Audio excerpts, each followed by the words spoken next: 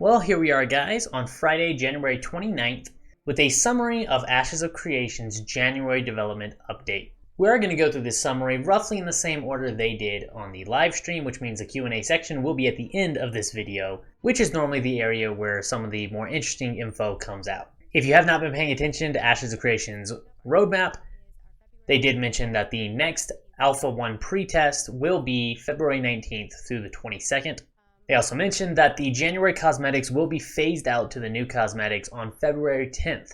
Now, their last live stream for December, they did a little earlier than normal to avoid the whole holiday area, so we did not get a look at the January cosmetics in that update, and they also did not show them in this one, so I had to go online and get some pictures of them for you guys, but it is called the Paragon's Vigil, and if you are interested in that and we're looking at pre-ordering the game or getting those cosmetics, then you have until February 10th to do so. Then the team touched on last month's developer discussion that they did throughout all their social media platforms, getting the community's ideas on a particular topic. January's discussion was on daily login rewards, and Stephen Sheriff mentioned throughout that entire process he did not realize how polarizing login rewards can be in the community, and was not aware of the stigma that some people have with them, that they are more of a pressure mechanism to force you to log in the game to get these rewards, as opposed to being actually rewarding, like the name suggests. So after that month-long discussion with the community and the feedback that they got, they are looking more into not going with the traditional login reward system like they mentioned at first, and they're looking at a way to avoid that pressure tactic to log in every day, even if you're not really interested in doing something at that moment, and pushing more towards a reward system based on your playtime in the game as opposed to logging in daily. Regardless of where you land on the login reward discussion and what direction they should go with it, it is nice to see how much the community's feedback can change and alter the direction of the development. So it's important with the future updates that if you have a strong opinion on some of these topics, or you really want to have an effect on the direction the game moves, that you get more involved in the community and actually have your voice be heard, because they are listening. On that same topic, February's developer discussion that's going to be dealt with was ideal classes. They said they're going to be asking some very specific questions about classes and class dynamics.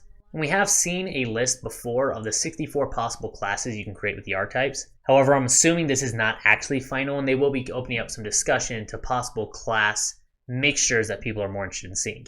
If that is the case, as we approach February, this is my moment to tell all you guys that a fighter and a cleric mix should be a monk, although that is not represented in the 64 classes we've seen.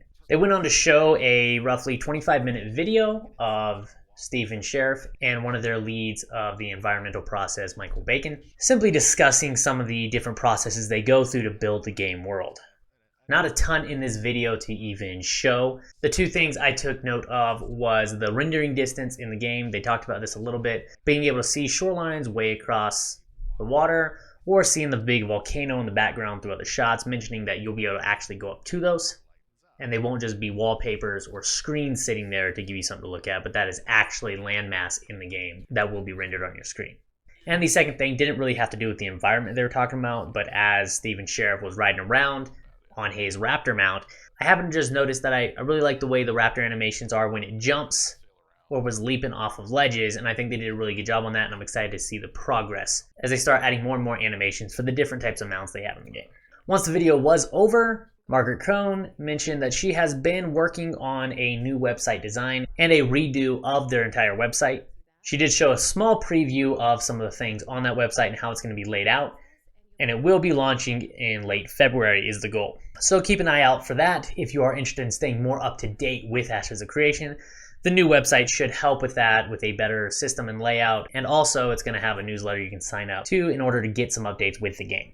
Another large point of discussion that's been going on with Ashes of Creation is whether or not they're going to open up more Alpha 1 keys to be sold and given out. And Stephen Sheriff said based on their last test they did in December, it went well enough that they are open to that idea and they're looking at adding the ability to purchase more keys.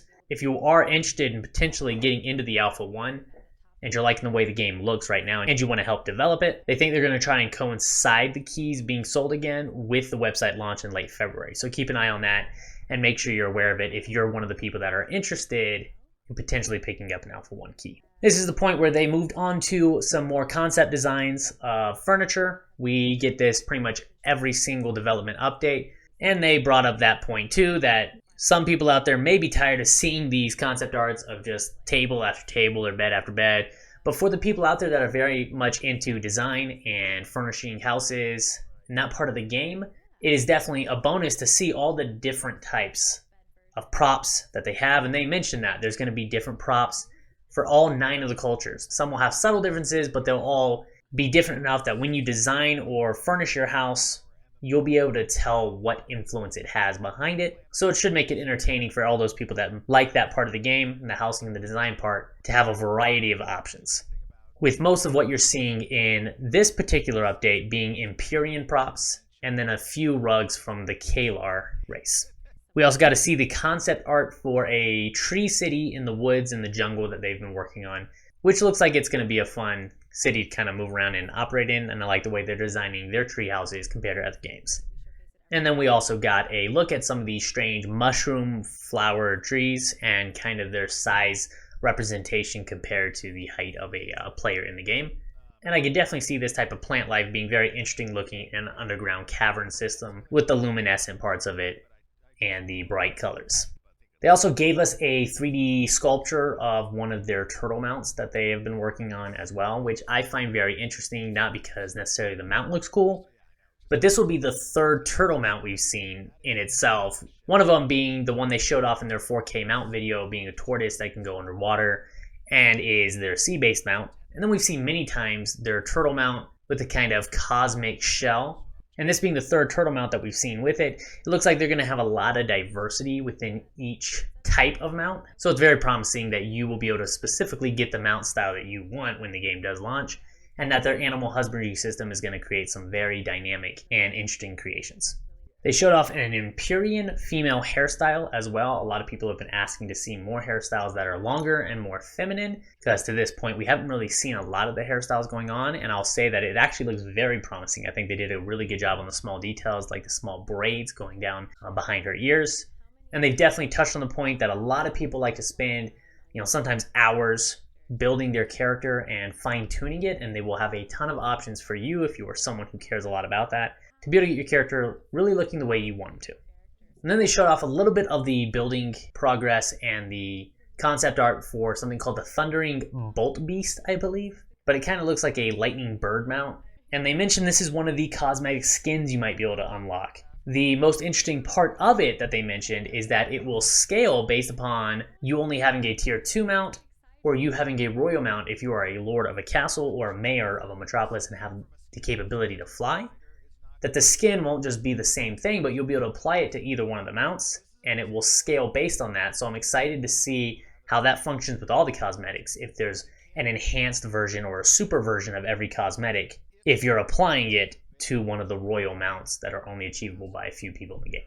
And then they moved on to the Q&A section. The first question they were asked had to do with tavern NPCs, on how exactly selling through them would work. The answer was that when you are in a city, there will be taverns where players who craft food and drinks will be able to sell their items on the tavern NPC for other players to buy and get a bonus. And you would also be able to run a tavern out of your freehold and sell your craftables at that freehold as well. So it'd be a very interesting dynamic to have player-run taverns out in the open that you know about and you stop by because you know they actually craft high-quality food and drinks that you need to stock up on or consume before you head out to that dangerous area. They did mention that the area that you would have the buffs from the food and drinks would be influenced by the tavern you're at. So you wouldn't be able to go get a drink at one tavern and then travel across the entire map. You would actually need to know about different player-run taverns or city taverns to stop at before you went out and explored in the area you're in. Second question they were asked was, how does marriage benefit freeholds? Do you share the same property? And do you drop down to where you only have one freehold? The answer is no, you can have 2 separate freeholds. They will have systems in the game to change permissions for properties, regardless if you're married to that person or not, but you can allow certain players to have permissions at your properties in interim, and that there would be a family system in the game. It would have a population limit in that family that has unique dynamic between them. And whenever you marry someone in the game, it will increase the population cap of that family by 1 so that they can be included in it. I did a video on 5 things Ashes of Creation should take from ArcAge, and I happened to specifically mention the family system and how it operated with housing. So I'm very excited to see that they're including Almost exactly that, and having a family system and the ability to change the permissions in your housing so that we can avoid situations like Elder Scrolls Online where houses can't really be operated by multiple people or used by multiple people or guilds effectively at all. One player asked a very interesting question of, will roads in the game be pre-generated automatically out the gate, or will they generate based off activity in that area?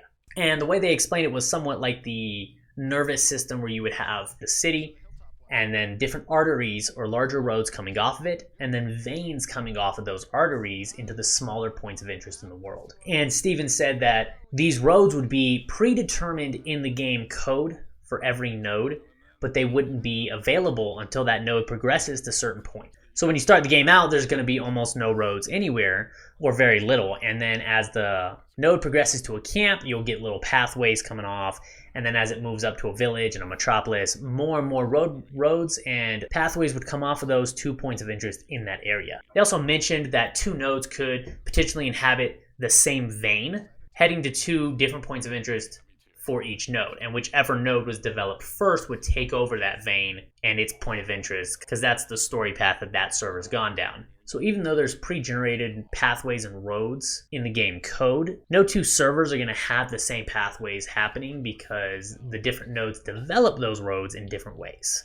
They also got asked if there will be any way to place notes, markers, or text somehow on maps for guildmates to see so that you can coordinate between each other better and plan stuff. And the ideal plan is yes, they will include that in one way or another. They didn't go into detail, but that is their plan, is to allow a lot of coordination between guilds and make this game very guild and group friendly by being able to coordinate and plan stuff on maps.